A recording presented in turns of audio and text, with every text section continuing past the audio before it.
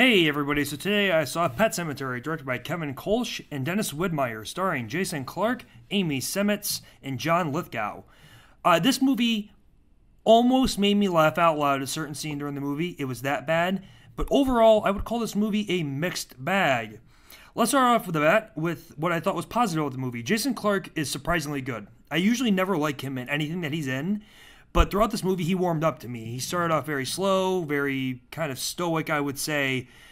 But as the movie rolls on and it gets further in the movie, you can see in his face that he's slowly unraveling and slowly starting to lose his mind.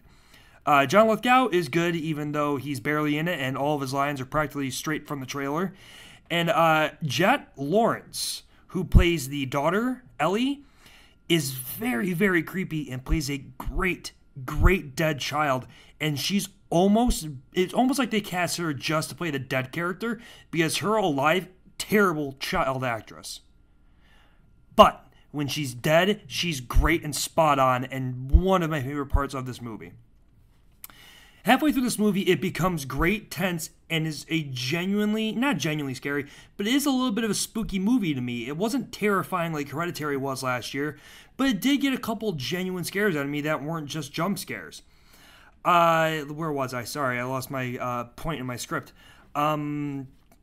It fires on all pistons, I would say, in this movie. In the back half of the movie, it becomes very good. However, the first half is boring and terrible. When Ellie dies, I almost laughed out loud in the theater at how bad it was.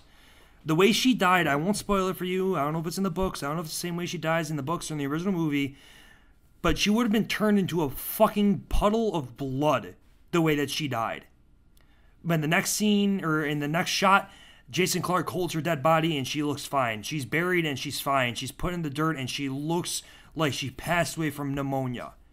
She would have been a fucking puddle on the pavement the way that this movie killed her. And it's fucking hysterical. The directing is weak, but tense. Half of the movie.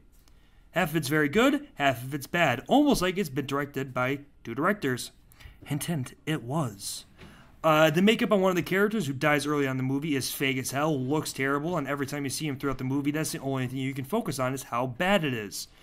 The music, the score is fine, but my god, some band did a song for the end credits of the movie about not wanting to be buried in a pet cemetery. And it sounds like a punk rock... I can't think of a band, but I really should have looked it up before this.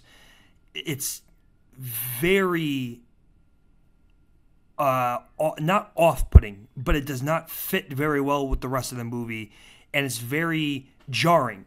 And it's almost like the inclusion of the song is a message from the directors wanting you to laugh at their movie. This movie is interesting to say the least. Like I said, the first half is a bit of a slog to get through and really hard to get through at times. The second half is a good thriller, in my opinion. It's not a horror movie, it's not scary, but it is thrilling and does have its moments of on the way up to terror. Unfortunately, this part of the movie only takes about 30 to 35 minutes. The rest of the movie is boring. I may seem a little bit harsh on this movie, but I would say that I still liked it because of that good 35 minutes that's in the movie. If you want to get this movie from Redbox or something like that, sit down, drink a couple of beers, and laugh at it with your buddies, this is a great movie for something like that. Seeing it in the theaters, if you're a fan of Stephen King, if you're a fan of Pet Sematary and some of the older movies, you might like this movie. But I am going to give this movie a 5.9 out of 10.